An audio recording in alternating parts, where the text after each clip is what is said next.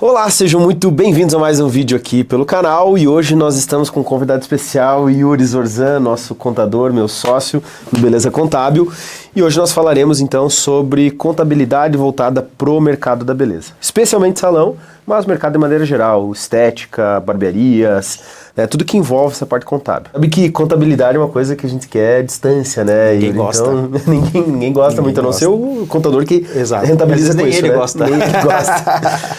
Então vamos tentar esclarecer aquilo que são os pontos importantes que o empresário saiba, né? Entendendo que não é um papo com contador, certo, mas na média com empresário, com dono de salão de beleza, dono de barbearia, dono de clínica, quais são os desafios que ele tem, o que ele precisa saber, que ele não pode estar completamente à margem de tudo que está acontecendo no negócio dele. Né, o que ele precisa talvez perguntar para o próprio contador que atende ele hoje. Perfeito. Ou estar inteirado do assunto, ou até mesmo depois, né, a gente pode dar a possibilidade dessa pessoa inclusive ter acesso a alguém que possa atender de maneira personalizada. Com certeza. Beleza? Então, Yuri, vou te dar uma liberdade de você se apresentar para a turma aqui, contar um pouquinho da tua trajetória, um pouquinho do nosso negócio, né, do teu negócio de maneira geral. E aí depois tem algumas perguntas bem legais para te fazer. Maravilha, então. Pessoal, muito obrigado, então. Eu sou Yuri, eu sou sócio do Maurício no Beleza Contábil, mas antes de ser sócio do Maurício, então, eu sou contador há mais de 16 anos. Fundei a Fascom em 2022. A Fascom é um escritório de contabilidade voltadas para vários ramos, né, vários nichos, empresas grandes, empresas pequenas. E atendia, na verdade, o pessoal aqui da Duo, né? E com base nisso a gente resolveu criar uma parceria, criar uma empresa que as mesmas dores que eles tiveram a gente conseguisse resolver para outras empresas desse segmento. Então veio o Beleza Contábil, onde a gente atende aí todas as empresas do ramo de beleza. E não só beleza, né? Ramo de saúde, que são ramos parecidos com o ramo da beleza, que também tem os mesmos benefícios fiscais. Boa. Yuri, vamos começar o papo já falando um pouco da legislação específica voltada para salão, né? É comum que as pessoas já tenham ouvido falar, Yuri, em algum momento da trajetória, algum momento da carreira, algum momento da vida deles, sobre a lei salão parceiro, né?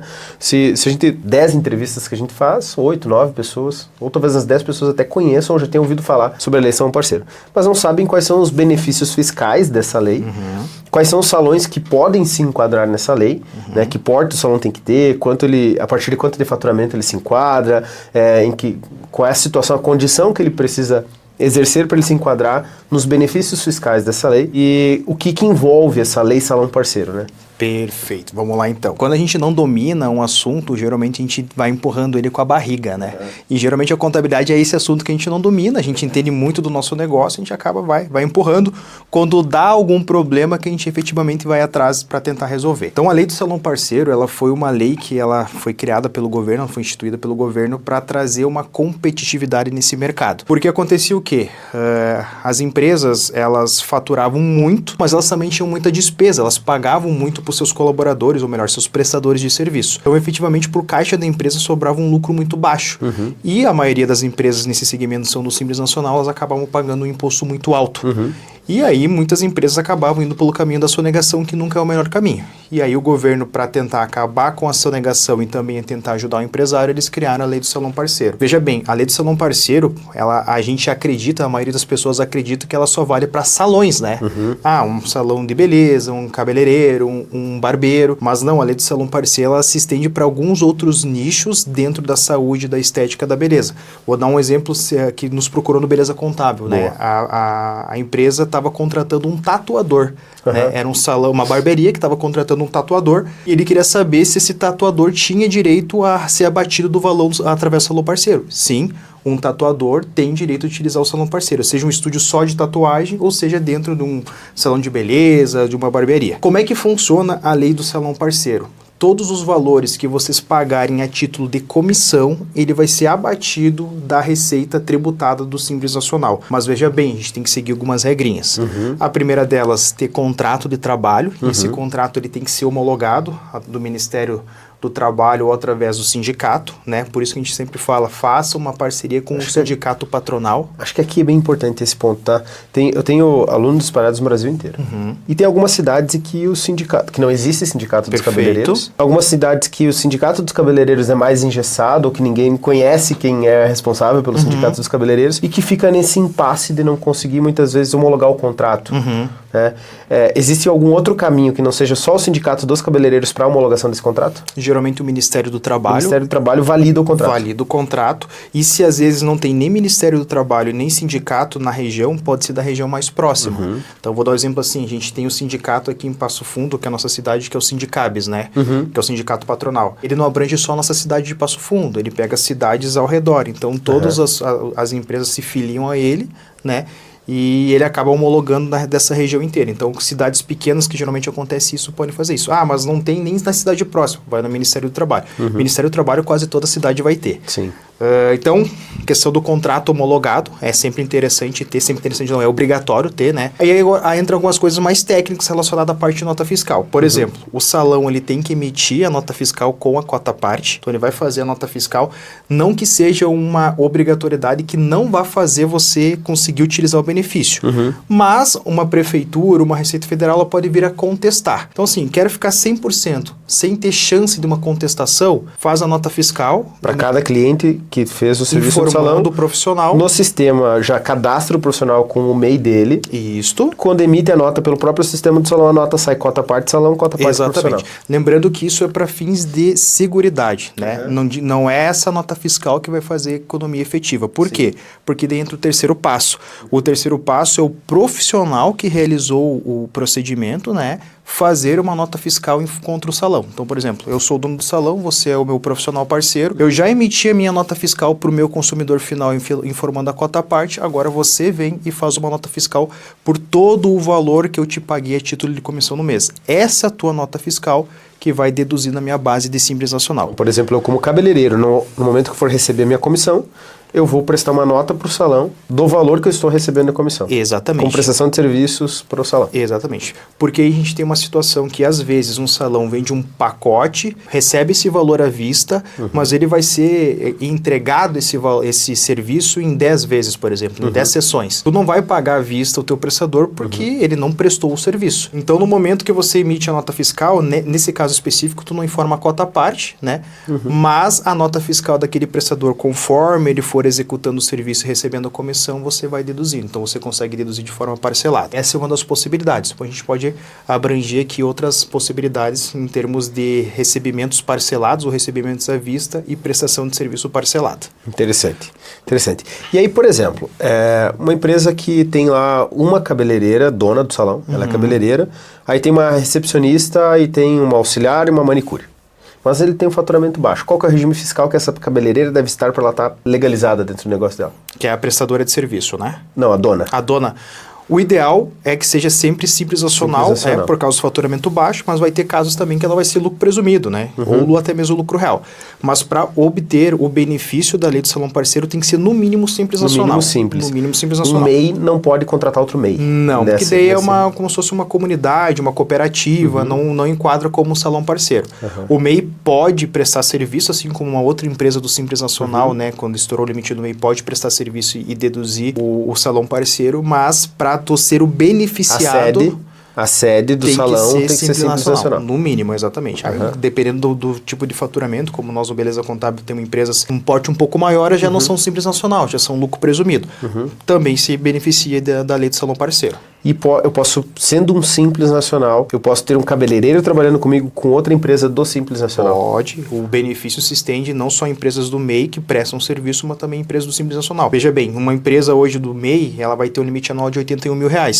Tem prestadores de serviço que recebem 10, 12, 15 mil reais a título de comissão, né? Então já não pode ser um prestador de serviço MEI, ele vai ter que ser um prestador de serviço Simples Nacional. Perfeito. E vai ter o benefício do salão que contratar ele de poder abater isso daí também. E Yuri, qual que é o imposto que, por exemplo, eu tenho um salão de beleza, quanto que eu tô no Simples, quanto que é a média de imposto que o salão paga? Vai depender de acordo com a faixa do faturamento, né? A gente fala que o Simples Nacional ele é um imposto que você paga conforme o teu faturamento, mas para fins de comparação, um salão de beleza que fatura até R$180 mil por ano, ele vai pagar em média 6% na prestação de serviço e 4% no comércio de produtos, né?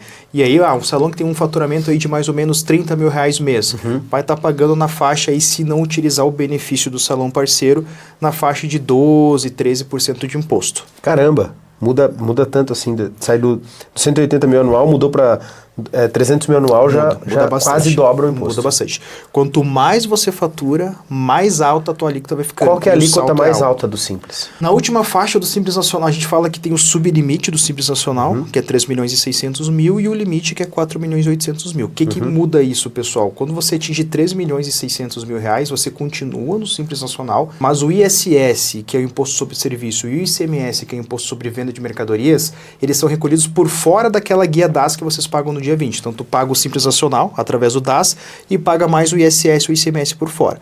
Quando você atinge os 4.800, você desenquadra legalmente. Dentro disso, então, quando a gente atinge a última faixa do sublimite, ou então a última faixa do limite do Simples Nacional, a prestação de serviço vai estar pagando entre 18% até 22% de imposto. No Simples, uma empresa pode chegar a pagar 22% de imposto. No Simples Nacional. Mas a gente nunca deixa acontecer isso. Porque o lucro presumido hoje, para você ter uma ideia, a alíquota dele é uma alíquota fixa, né? Não paga conforme o faturamento, paga sob uma presunção de lucro. E ela fica estimada mensalmente ali em torno de 13,33%. Então, quando o salão ele atinge uma alíquota acima dos 13%, a gente já faz um planejamento tributário e tenta deixar ele, ou melhor, encaixar ele dentro do lucro presumido. Porque se tu tiver com uma empresa no Simples Nacional pagando 14, 15 ou até mais, né, percentual de imposto sobre o teu serviço, tu com certeza está jogando dinheiro fora.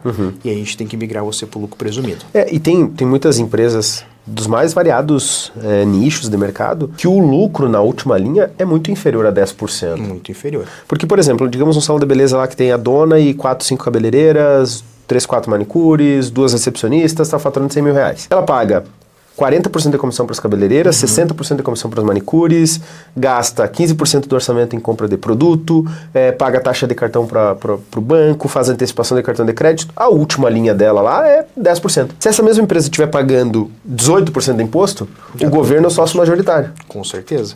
E isso é mais comum do que a gente pensa, tá? Por isso que é sempre interessante, primeiro, o salão ele ter uma organização financeira muito boa, para ele entender exatamente essa última linha do DRE que tu está mencionando. Por quê? Porque se a tua margem de lucro ela tá muito baixa, às vezes mesmo com faturamento baixo, 30, 40, 50 mil reais, vale a pena você enquadrar até mesmo no lucro real. A diferença do lucro presumido com o lucro real é que no lucro presumido tu vai pagar sob uma presunção. Prestação de serviço ele presume que tu tenha 32% de lucro, comércio ele presume que tu tenha 8%, e no lucro real não, é o lucro real da empresa. Então se tu tiver um lucro de 20%, tu vai pagar imposto sobre esses 20% de lucro. Se tiver um prejuízo, você não paga os trimestrais sobre isso. Por isso que é interessante a empresa ter esse controle financeiro, né, documentado, tudo certinho, e que a contabilidade ela faça essa análise junto com a empresa. Às vezes acontece muito com nossos clientes, por exemplo, ano que vem eu vou fazer um investimento muito grande na minha empresa. Eu vou expandir a minha operação, eu vou... Vou me alavancar? Exatamente, eu vou fazer um investimento muito grande. E aí eu vou alavancar mais do que o meu EBITDA anual. Exatamente. Exemplo, no ano me sobra 120 mil de lucro de média, mas eu vou investir 200. Exatamente, vou investir 200 mil, beleza, eu já estou no prejuízo estimado, né? Perfeito. O que tu vai fazer? Tu vai migrar para o lucro real lá no início do ano, porque tu já está prevendo que você vai ter esse prejuízo, para que você consiga ser competitivo. Não adianta você... E depois que eu migrei para o real, eu consigo voltar para outro regime fiscal? Consegue. Todo início do ano você pode migrar o teu regime de competência ou de caixa para fins de pagamento de imposto de acordo com os teus recebíveis ou tua nota fiscal emitida, ou então de regime tributário. Por isso que eu falo, finalzinho do ano, dezembro de cada ano, você tem que sentar com o teu contador, você tem que eu falo que o contador é que nem o médico, né? Você tem que ser super sincero, não adianta você começar então, meu contador, ano que vem eu vou fazer esse investimento. Tu acha que é válido eu continuar no Simples ou no presumido ou ir para o lucro real? Bom, a gente fez um cálculo aqui de farmácia, eu digo assim, né? Que a gente pegou ali, viu que o lucro é 120, vai ter um investimento de 200, vai estar com prejuízo de 80 mil. A ideia é que você migre para o lucro real e que você não pague imposto, né? Pelo menos dentro desse prejuízo que você vai ter.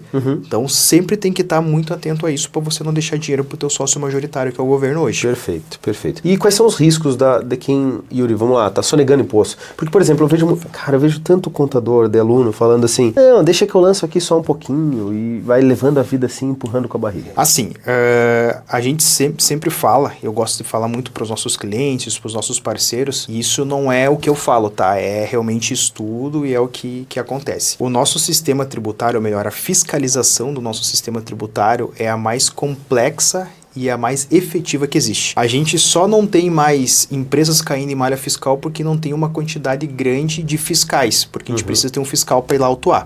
Mas a Receita Federal sabe exatamente os R$5 que tu pagou o teu pastel quando você foi tomar um café da manhã hoje. Então ela sabe tudo que tu faz. O risco ele é iminente, né? E quando uma empresa cai, geralmente ela cai nunca no ano corrente, ela sempre cai anos para trás. A Receita pode fiscalizar até 5 anos para trás. E quando cai, geralmente eles fazem o quê? Eles mandam uma autorregularização falando para você assim, ó, eu sei que você sonegou. Não me obrigue a vir te aplicar uma multa. Vá você por livre e espontânea pressão, retifique aqueles últimos anos que você sonegou, né? E aí você declara o imposto, só que ela nunca fala qual que é o valor. Que ela sabe quanto que você sonegou. E aí, vamos lá, digamos que você caiu numa malha fina e recebeu uma primeira notificação, primeiro aviso. Eles pedem para que você faça o cálculo e vá atrás de fazer isso. Aí você vai lá e faz um cálculo parcial. E apresenta. Sei lá, você está devendo nesses 5 anos aí, digamos que tem um faturamento anual de $500 mil, né? 5 vezes 5, 25. 2.500.000 de faturamento não declarado. Perfeito. Teria que recolher imposto sobre 2.500.000. Mas eu vou lá e falo que foi 1 milhão. Ao invés desses 2.500. E aí? Aí vai depender muito da boa vontade de quem te fiscalizar. Se ele vai aceitar isso, uma sonegação parcial ou não. Tem casos que ele vai aceitar, você vai recolher esse imposto com multa e juros pelo pagamento em atraso. Como vai ter também a possibilidade do fiscal falar, não, eu sei que tu faturou 2,5 milhões e eu quero que você declare os 2,5 milhões. Então, geralmente, na segunda notificação, eles passam para você o cálculo, que é quanto que eles têm o controle. Aí você vai ter uma ação ali, isso extrajudicial, para você achar o meio do caminho entre o cálculo da receita e o cálculo que você apresentou. Exatamente. Geralmente, o que eu falo? Sejam amigáveis com a pessoa que te fiscaliza, porque ela é que vai decidir se você vai declarar 100% ou vai declarar menos, tá? Uma outra situação que acontece muito, né? Geralmente, quem recebe essa fiscalização é o contador, a contabilidade ou às vezes até mesmo o próprio cliente, tá? O que acontece? Na terceira notificação que não for atendido a autorregularização, aí eles simplesmente vêm e aplicam passa a multa. A régua e tchau. A multa é 150% do valor do imposto devido. Então, se você estava devendo um imposto lá de R$500 mil, basicamente vai triplicar o valor do teu imposto ali, e aí você vai ter, além do juro e multa do pagamento e atraso, mais a efetiva multa sobre aquele valor devido. Caramba. Então é muito perigoso você correr o risco hoje, né? E uma outra situação que acontece muito também, não, mas eu já faço uso do salão parceiro aqui, ó, meu faturamento é R$30 mil por mês, eu pago 10 mil de comissionamento, declaro só 20. Sobre 20, mas eu não tenho a comprovação, não tenho o contrato com o parceiro, não tenho a nota do parceiro, estou fazendo por conta própria porque eu acho que eu mereço fazer Exatamente isso. Aconteceu já há umas 2 ou 3 semanas atrás, de a Receita Federal fiscalizar um cliente que era nosso, pedindo os comprovantes de contrato e tudo mais, e o cliente ter tudo salvo. Então, nesse caso, a gente só apresenta a defesa, a Receita Federal libera e segue a vida. Agora, se ele não tivesse tudo homologado, ou se ele tivesse homologado só de um período para frente, o para trás ia cair. E sempre quando cai porque geralmente a pessoa ou a empresa que sonega, isso é uma estatística do Instituto Iuri, tá? Geralmente a pessoa, a empresa que sonega, eles não vão lá e guardam, aplicam aquele dinheiro sonegado. Geralmente aquele dinheiro sonegado vai para ser investido em alguma coisa, ou a pessoa gasta, a empresa gasta. Então não é um Nem estava na conta. Não estava na conta. Não estava na conta. Exatamente. E muitas das vezes não estava na conta porque essa empresa está pagando mais imposto do que é propriamente o lucro dela. Não, e além disso, a precificação está errada, o comissionamento está errado, e aí vai na parte onde você tem menos conhecimento. Então, a falta de conhecimento tributário, a falta de conhecimento contábil é um risco iminente para a saúde do negócio. Outra coisa que acontece muito, que a gente vê, é o empresário agora achar que a contabilidade é um custo e não investimento. Aí, geralmente, vai lá no mais barato, né? E, geralmente, o mais barato não tem o conhecimento, ou não trabalha, não tem todo o know-how, né? Uma equipe para trabalhar com aquele determinado assunto, né? E acontece isso também. Foi mal instruído, não fez as coisas da forma correta, a Receita pode vir e fiscalizar. E aí, se a pessoa já não está organizada financeiramente, né? Já não está administrando direito o salão dele, está pagando imposto a mais, o caminho rumo ao fim é muito fácil de chegar, né? Muito fácil de chegar. Exatamente isso. Muito fácil de chegar. E falando rapidamente aqui, um último assunto até, sobre a questão trabalhista, né? Nesse cenário todo aí, né? Então, por exemplo, se não tiver os contratos homologados com os colaboradores, quais são os riscos trabalhistas que a empresa corre? Vamos lá, então. O contrato de prestação de serviço entre o salão e o parceiro dele, ele é imprescindível não só para a economia tributária que essa empresa tem, mas também para o passivo trabalhista. Se hoje a empresa não tem um contrato de trabalho, né, de prestação de serviço, esse prestador de serviço, que em tese é um colaborador, quando não tem um contrato, ele pode colocar na justiça e pedir no vínculo empregatício. Ele vai pedir 13º, férias, horas extras, FGTS, INSS, imposto de renda, tudo que ele tiver direito. E não só isso, né? Tu já tem essa dor de cabeça de ter que pagar todo aquele tributo que nem era devido, né? Sim. Por um contrato que você deixou de pagar, sei lá, 50, 100 reais uma homologação, tu teve toda essa dor de cabeça e ainda vai ter que gastar com advogado. É verdade. E veja bem, o teu nome já fica com um asterisco lá na Justiça do Trabalho, sabendo que você já recebeu trabalhista. E se você, por exemplo, uma empresa do lucro real, do lucro presumido, que tem um imposto chamado INSS patronal, que ele é um imposto a mais do que você paga no Simples Nacional, que é sobre a tua folha de pagamento, quando você tem uma trabalhista, o teu rate, ele vai aumentando. Então, cada vez fica mais alto aquele imposto lá. Então, assim, a primeira coisa, mas o pessoal tá fazendo teste aqui, não tem problema. Faz o contrato, assina, homologa, depois bota o cara fazer o teste para dentro. É economia. Parece que é um custo no início, mas é uma economia que você vai ter. A gente só conhece o caráter das pessoas no momento que tu começa a trabalhar com elas, né? É verdade. Então, ou pior ainda, no momento que você, demite por alguma ela. razão, demite. Exatamente isso. É um risco muito grande. Então, um resumo do resumo, né, Yuri? Tem tantas linhas aqui que daria pra gente estender uma conversa de muito longo prazo, né? Contar alguns casos. Até pra finalizar, tem alguma experiência de uma cliente que entrou pro Beleza Contábil, teve alguma economia financeira, alguma coisa que você possa contar pra galera como uma inspiração, tem hein? vários casos que dá pra nós contar, que eu vou contar 2 então. Tá. Teve uma da economia financeira, ela estava trabalhando já sem aplicar o salão parceiro, ela tinha conhecimento, mas o contador dela falava que era rolo, que não existia isso, então ela estava tributando 100% da receita dela, né? Mas por sorte ela sempre tinha as notas fiscais, ela tinha os contratos, mas nunca estava sendo aplicado. O que a gente fez? Revisão tributária. Revisão tributária. Recuperamos todo o valor que ela pagou a mais de imposto. Não deu 5 anos, porque ela estava fazendo isso há mais ou menos 1 ano e meio. Mas deu 18 meses lá. Eu não vou me lembrar agora exatamente qual que foi o valor, mas ele ultrapassou os 30 mil reais que voltou pro bolso dela, tá?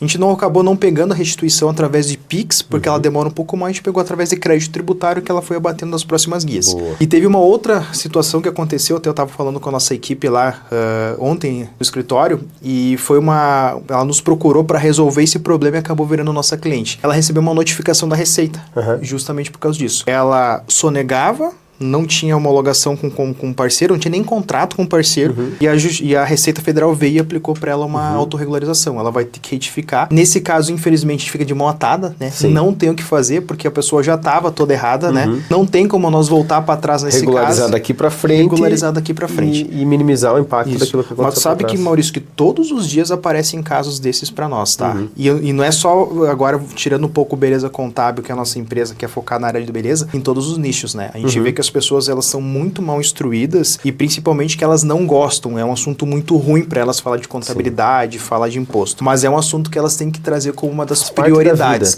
Tudo aquilo que você ignora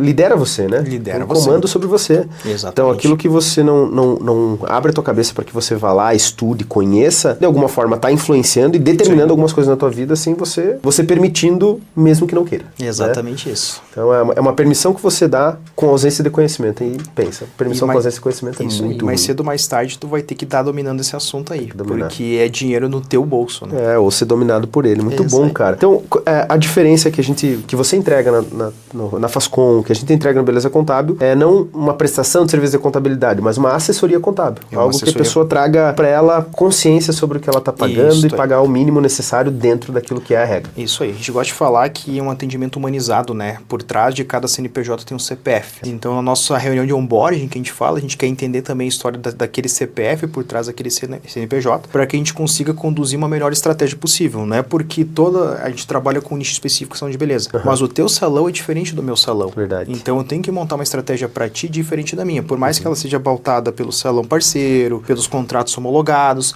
mas tem várias coisas que a gente pode identificar no nosso diagnóstico inicial e aplicar isso, né? Inclusive, a gente tem mas é só para quem é cliente do Beleza Contábil, a gente tem uma estratégia muito legal que a gente faz lá, né? Sim. Que é para reduzir mais ainda a carga tributária e ela não é através do salão parceiro. Mas isso a gente não fala, né? Porque é somente para quem for cliente do Beleza Contábil. Boa. Vou fazer o seguinte, eu vou deixar na descrição desse vídeo aqui aqui um formulário para você preencher. Se você preencher esse formulário, nós vamos direcionar você para o nosso time comercial, vai passar por uma consulta gratuita e sem compromisso. Você vai lá, vai ter a oportunidade de apresentar a tua empresa para um dos nossos consultores e a partir dessa apresentação, eles vão mostrar para você uma solução contábil que, se fizer sentido, você pode se tornar cliente do Beleza Contábil. Tenho certeza que nós vamos te surpreender com a experiência que nós geramos aqui, inclusive com o preço que é praticado, porque é algo muito acessível, que vai entregar a solução, economia de dinheiro no bolso do empresário, que é isso que vai fazer com que o nosso negócio, inclusive, cresça, prospere, gere resultado. É um jogo de ganha, ganha, ganha, né? Então todo mundo sai ganhando nesse negócio. É isso aí. Yuri, obrigado, meu querido. Agradeço. Sucesso pra nós sempre, sucesso na Fascon, sucesso no Beleza Contábil. Tenho certeza que aqui pra cima, cada vez um resultado mais relevante. Com certeza. Tanto do ponto de vista do nosso negócio, quanto do ponto de vista do crescimento das empresas do nosso segmento. Eu agradeço, então, o convite aqui do meu amigo e sócio, Maurício. Quando a gente abriu o nosso negócio, a gente falou que, independente de dinheiro, independente de empresa, a gente tinha um propósito que era auxiliar, né, os empresários, para não cometerem os mesmos erros que a gente fez. E nesse pouco tempo de Beleza Contábil, né, a gente vê que a gente está conseguindo atingir isso, é muito gratificante, Muito bom, verdade. Então, mais uma vez agradeço a participação aqui e conte comigo porque precisar. Boa! Então vocês já sabem, galera, o básico do básico do básico. Um conteúdo de valor como esse aqui merece pelo menos o teu like. Se você quer receber mais conteúdos como esse, não deixa de se inscrever aqui no canal, ativar as notificações, para que você possa receber sempre em primeira mão tudo aquilo que a gente produz e conteúdo aqui voltado para o mercado da beleza. Já vou deixar no final do vídeo uma dica de um próximo conteúdo para você assistir. Te aguardamos no próximo vídeo. Até lá e tchau, tchau.